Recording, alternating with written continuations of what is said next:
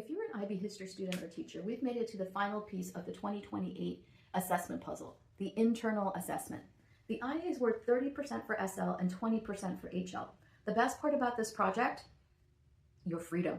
You get to choose a topic from any time period or region in the world, even ancient history or recent events. While you can pick almost anything, I recommend choosing a topic connected to what's covered in class. Having background knowledge gives you a real head start instead of starting completely from scratch, and it gives you that extra knowledge for the exam. The paper has a maximum word limit of 2,200 words, and it's broken down into 3 clear sections. Section 1 is your historical inquiry question. You state your question, explain why it works for historical inquiry, and connect it to a big core concept like cause, change, or significance.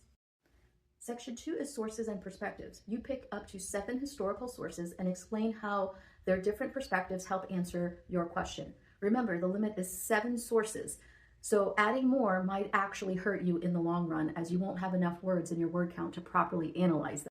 Section 3 is synthesis and evaluation. This is the biggest chunk of your paper, where you will bring your evidence together, evaluate your sources, and reach a reasoned judgment. Before you start writing, though, you need a great research question. I advise my students to stay away from to what extent questions for the IA.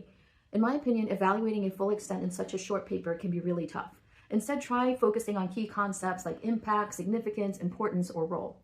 Your question needs a specific topic, a specific region, a precise date range, and one single focus. For example, how significant was Che Guevara's role in spreading revolutionary ideology in Latin America between 1959 and 1967? To find your question, try using the question formulation technique. Pick a topic focus, write down as many questions as you can in 4 minutes without judging them, and then tweak them into open-ended historical questions. My secret tip for finding sources is to get a local library card. It can give you free access to ebooks on the Libby app and scholarly databases like EBSCO, depending on your location. You can also search JSTOR, Google Scholar, History Today, and the National Archives. History isn't just about reading what others wrote. It's about asking your own questions and finding the answers. If you want our free all-in-one IA guide and QFT worksheet, click the link and join our Bell to Boarding community.